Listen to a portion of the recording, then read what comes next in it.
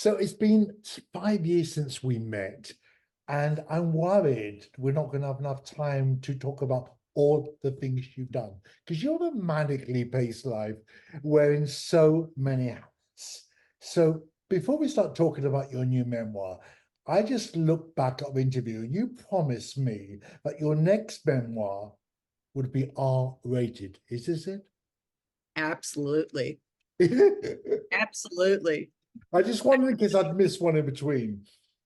No, I just had to warn my nieces too. I'm like, Oh, just so really? you know, the first one was maybe rated PG, but this one, definitely R-rated.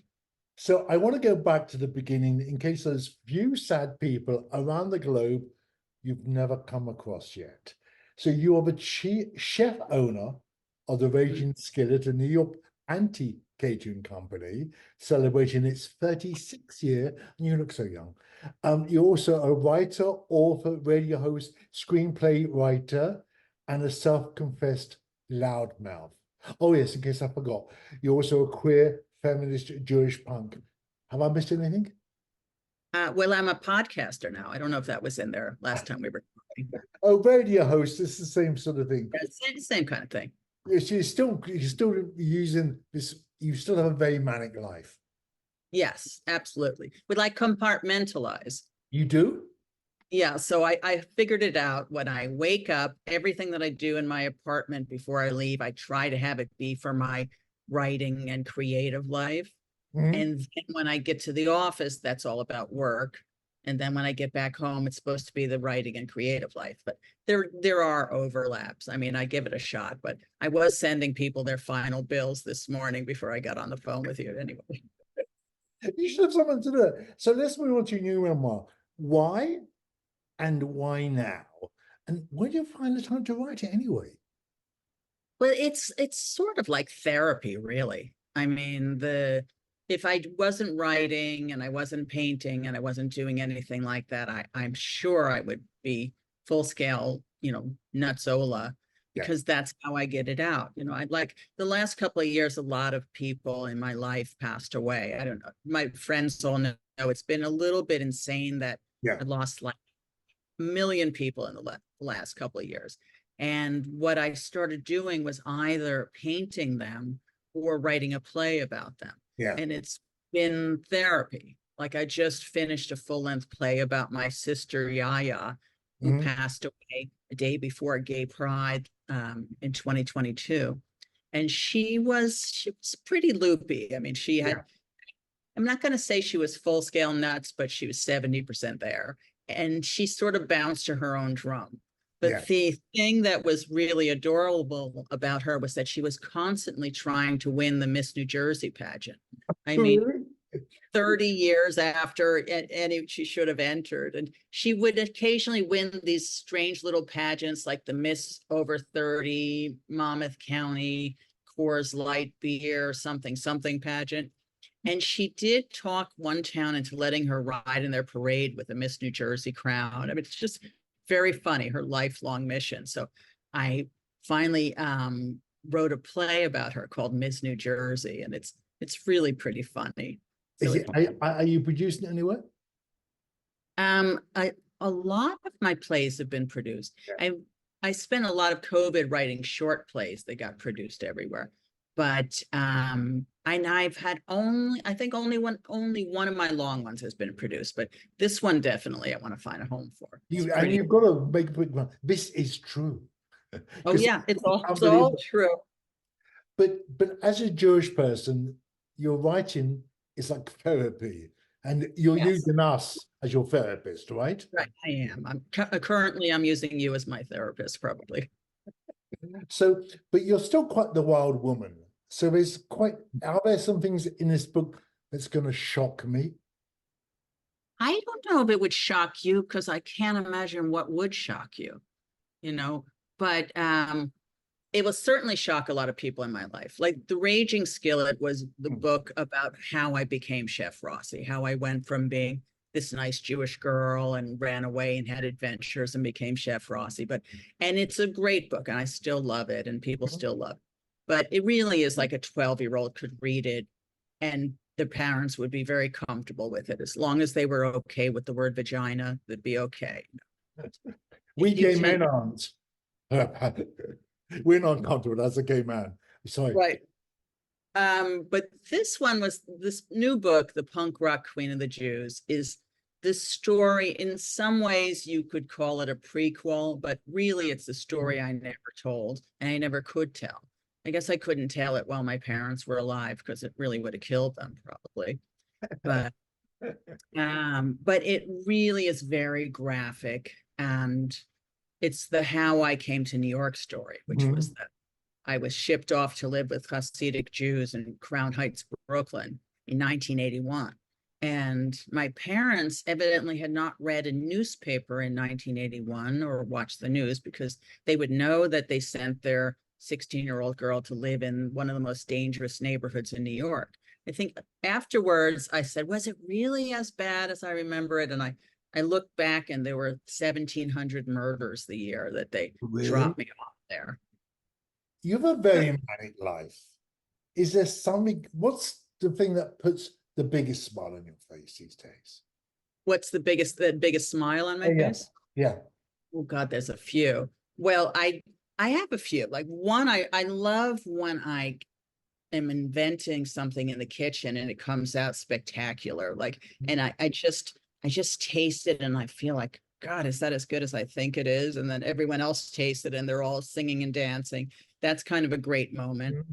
I love when I finish writing something and it really, really, really does something to me. Like I had this interesting experience because I'm normally so busy that for me to sit down and calmly read something like an entire book, for instance, I don't have a lot of time. I'll read a few pages a day.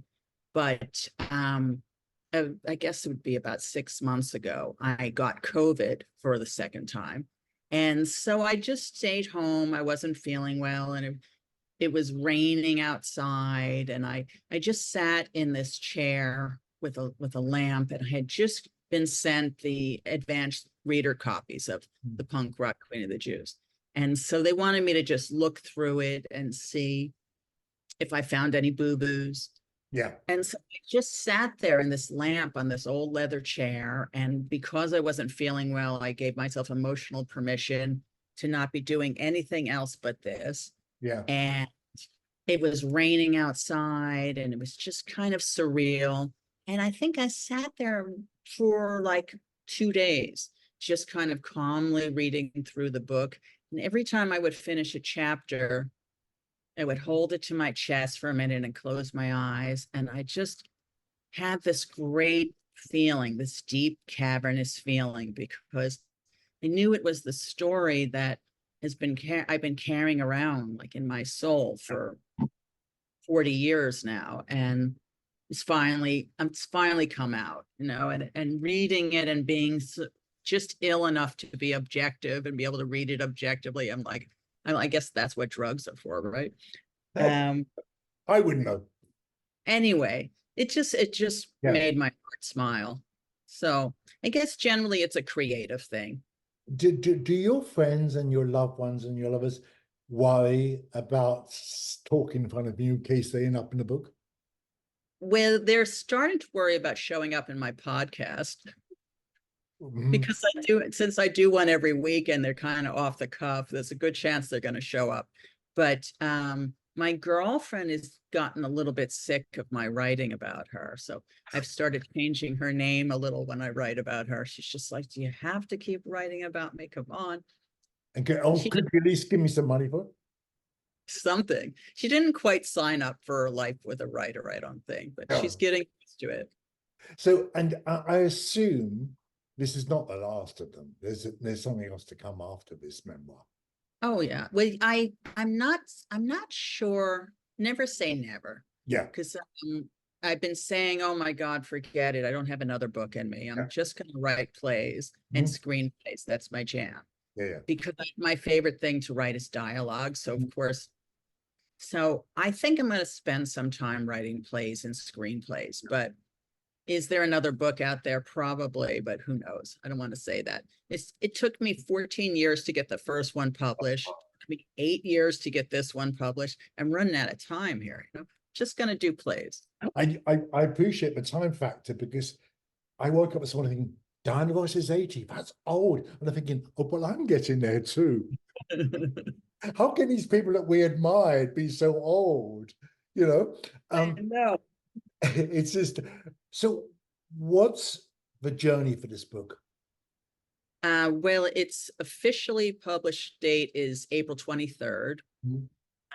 People have already been pre-ordering it on Barnes and Noble and bookstores and Amazon. And I always like supporting bookstores before Amazon. Of course. Its first launch is in Brooklyn in Dumbo on April 25th. Then I'm going to have a Jersey launch in May, right next to my hometown where I went to high school. And then we're going to have our Provincetown launch. Oh, good. When? August 15th at East End Books. You have to come. East End Books. I don't know if you know, but there's a new event this year called Lesbian Visibility Week. What do you think about that? Is that a thing? I'm not. We have single women. We have Memorial for baby likes. We have Women's Week, but this is a brand new one in spring called Lesbian Visibility Week. I'm speaking. How is that? Is that what kind of a lesbian? Is that a everything lesbian? A baby, like Memorial Day is like baby dyke week. Yeah. And single women is single women, I guess.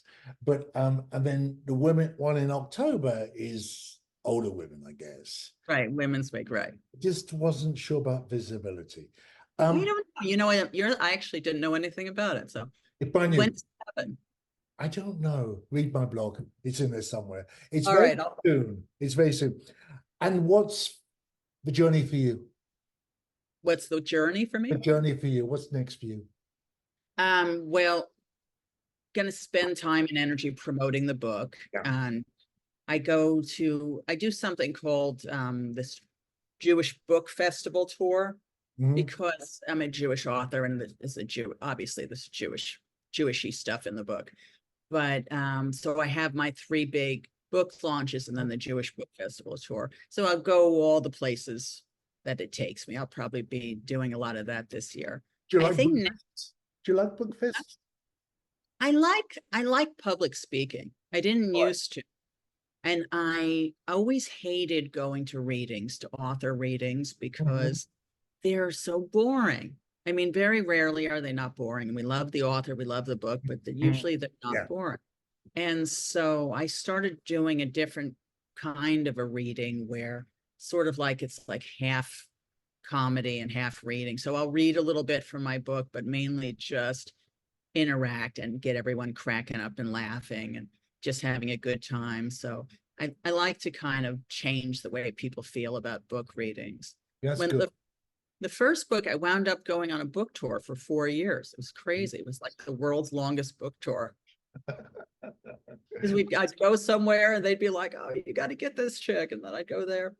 Well, PTown is always fun because it's your home crowd in a way. So yeah, it's still my favorite place in the world. Oh yeah, always. Yeah. But you know, my husband's, you know, we're here in Miami again for the winter, but he's always determined that that's where we live, Provincetown. Yeah.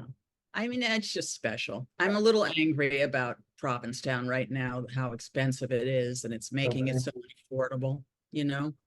Don't blame me. It is ridiculous because it's such a large percentage of one's income. And I don't want it to become a town of oldies like me.